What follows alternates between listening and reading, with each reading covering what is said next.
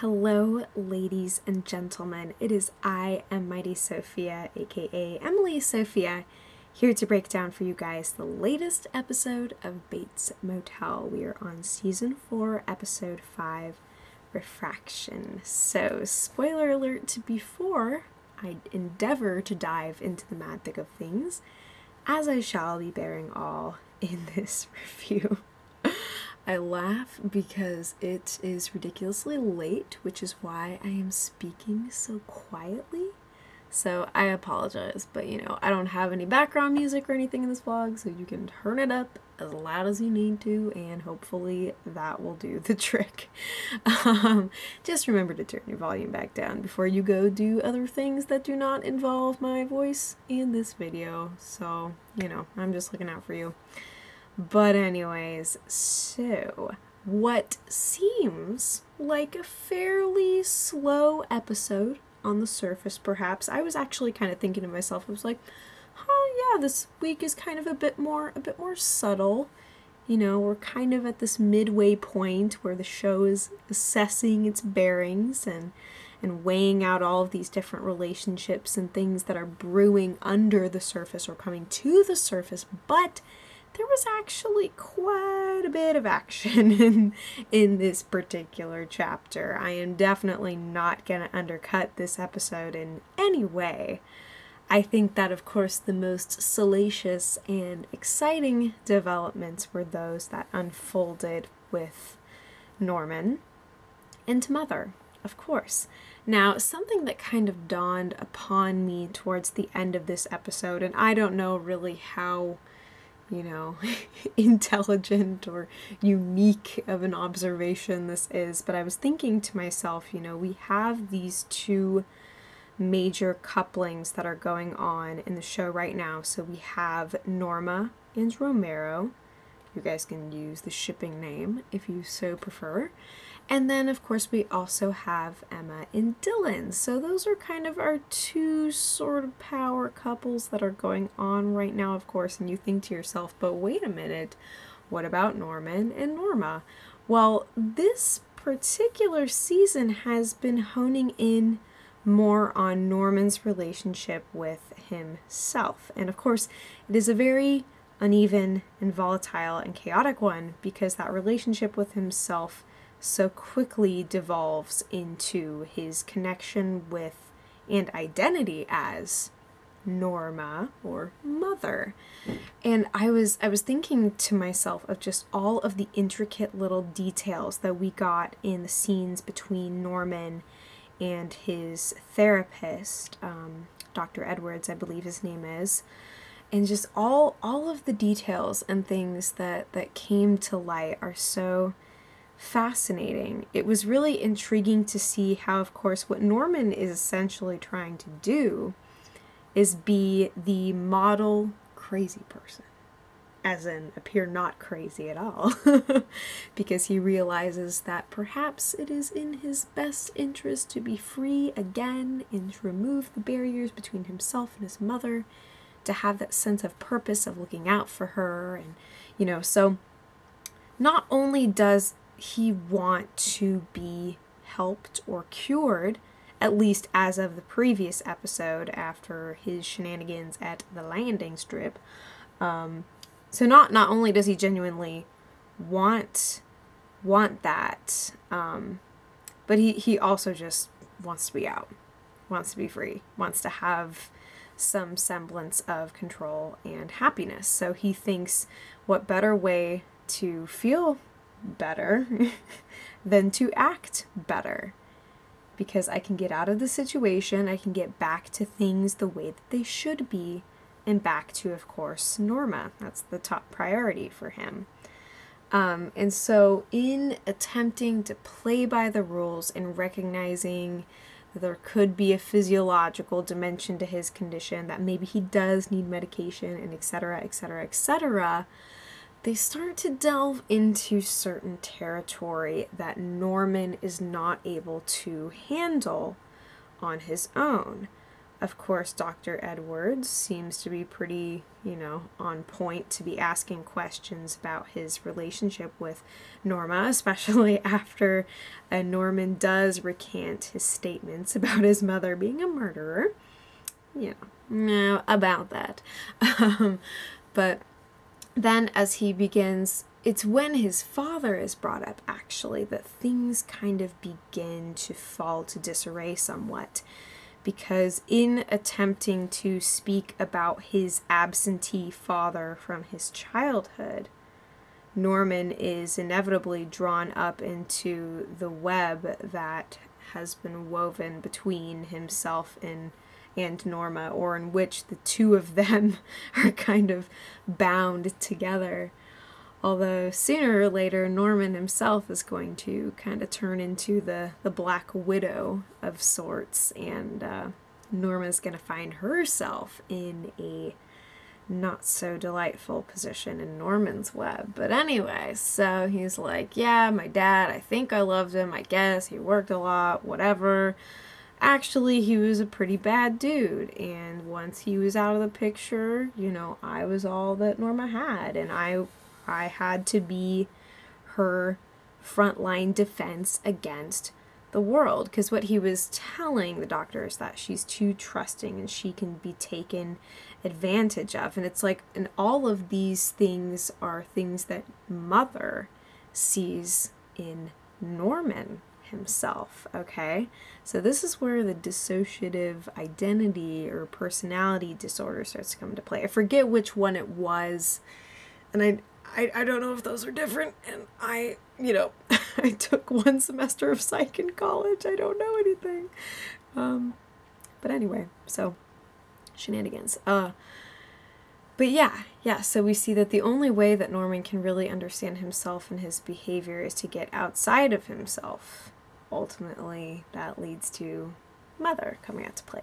But, so between that rough discussion with Dr. Edwards about sort of the responsibility he feels that he has for Norma's well-being, he goes outside later and takes a walk with whom he very much believes to be Norma in the flesh. It's really interesting the way the scene is shot when he's outside in the park, because he's sitting, and so we kind of have this medium close-up shot of him, and then faded in the background we can see Norma walking up. She's just this tiny little blurred blob, but we can hear her footsteps the way that Norman hears them as he is, as his mind is constructing this scene. And so the two of them talk with one another, and Norman's expressing concern about how much the therapy is going to be able to help him, because it's actually quite upsetting for him to have to recall, for instance, his father. And that, of course, is when Mother says, like, dude, your dad is gone, dead. He is out of the picture. And of course, the way that she says that, it's so characteristically Norma that it's honestly really hard for the viewer to tell that this isn't actually Norma. Of course, we know that there would probably be some more contextual build up to Norma actually showing up at the facility, and there are other clues in the environment about her outfit and appearance, things that kind of tip us off a little bit. But she's not exactly preaching the gospel of murder just yet. She's just trying to comfort and reinforce what Norman wants. And Norman comes away from that experience feeling pretty good. And he's like, oh yeah, that's definitely something I should tell my doctor about. Talk to your doctor about your non-existent mother. Okay? So he goes back and tells Dr. Edwards, I had a really good conversation with my mother. And that is the point at which Dr. Edwards really gets his game face on, and things start to take a dip into crazy land. And so once Norman feels completely and utterly invalidated by this guy who is trying to tell him that, let's say hypothetically, your mother doesn't exist. Well, that is not going to do it for Norman. So he throws himself headlong into an absolute fit and breakdown. And then all of a sudden, we see right before our very eyes the switch. As Dr. Edwards is patting his back and he's counting very softly, and then all of a sudden Norman says in this very clearly different tone, "You have such a soothing voice." You're like, whoa, putting on the moves there, ain't you, buddy? But no, we all know very well that that is Mother, who is currently stepping in, change of the guard while Norman's dealing with his stuff deep down on the inside. Mother comes to clear up a few issues, shall we say. And just, good freaking Lord, the material that Freddie Highmore has gotten this season is just so top-notch, and I am so loving the way that he plays the seductive and very revealing Mother, who describes Norman as a weak and confused boy. And the two of them are able to talk about Norman's problems kind of from the outside. And Dr. Edwards, he doesn't miss a beat. He's ready for this, and I think recognizes very clearly that out of all this conversation about his mother and his father and all of this, he knows precisely who it is that he's addressing. So this, to me, begs the question of what's going to happen to Dr. Edwards, because it's like, we know that Mother never really goes away. So there's all these questions that this situation gives rise to. But it's really interesting, and there's a lot of foreshadowing in the fact that Mother tells Norman, not to worry, like there is no father figure here, like he is dead and gone, and you are it, and you are what Norma needs, all of this. Because, of course, he's going to come out of his psychiatric rehabilitation only to realize that there is another father figure who has actually assumed Norman's place and has been giving some semblance of happiness to Norma. And so it's really interesting, these coping mechanisms that he's trying to employ, and it actually gives us some insights into how exactly things are going to go down once he's on the outside, and once Norma is no longer able to hide this relationship that she has. And it's no longer a relationship of healthcare benefits or convenience or we may as well or why the hell not. There is actually a foundation of loving care and intimacy there, and the two of them have indeed consummated the marriage. So there's all of these little details, and again, I'm really blown away at the show's interpretation of Mother as kind of this fluid being, because she hasn't always been this, sexy, shall we say. I really, hopefully in the off season, I really want to watch some of the earlier seasons to compare the initial introduction of Mother with the Mother that we get now. And now it appears to me, if I'm not mistaken, that the next time we see Mother, she's going to be there alongside Norman. What's been interesting about this season is playing with the idea of just how hard to catch and hard to perceive the shifts between Norman and Norma/Mother are, because we don't always see him looking over and, all of a sudden there's Norma. Sometimes that's just kind of who he becomes, and now the show expects us to keep the pace with those developments. Now, a few brief notes about what's going on in Dylan/Emma/Norma/Romero/Chick land. Lots of little tidbits.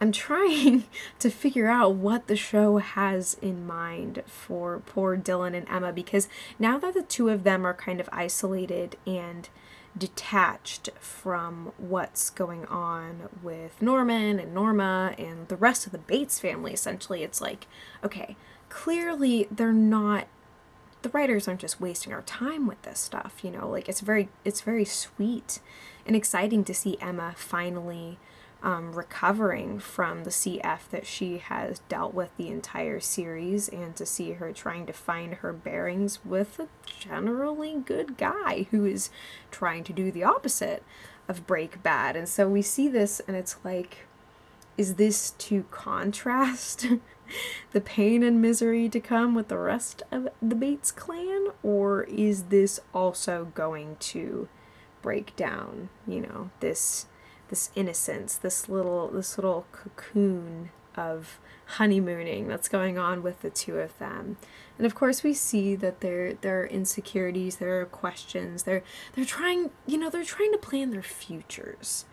Okay, and that's what gets me really freaking scared for their fate. So I don't know if the two of them are gonna land in the same coffin or what. I really, really sincerely wish the best for them, but I struggle to imagine that that's gonna be the case.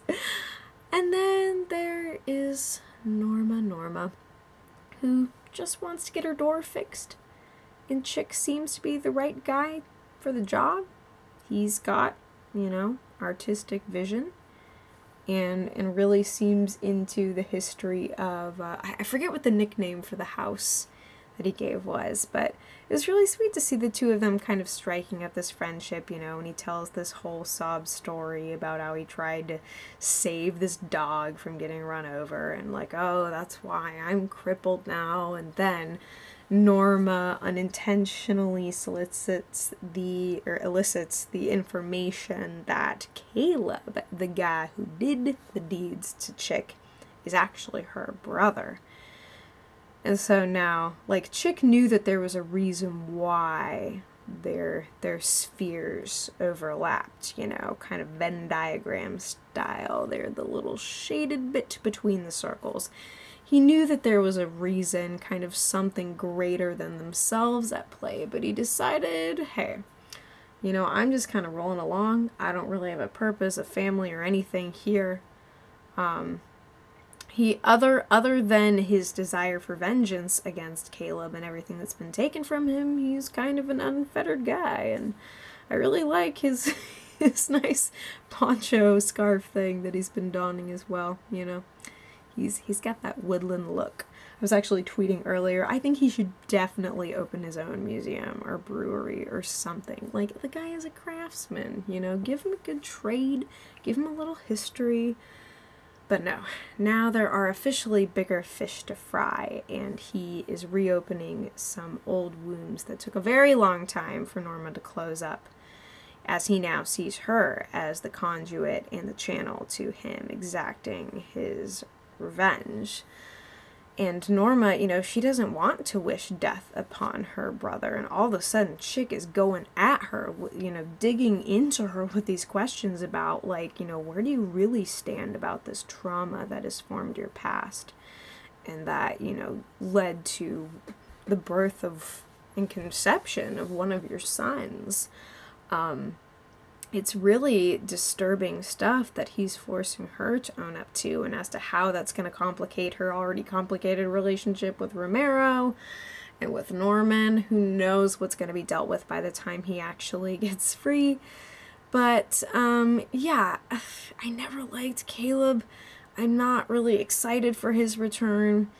But I feel like there's a reason why they're wanting to return to this loose end to close things up. Again, everything has got to be a catalyst towards the bigger picture and the ultimate end game.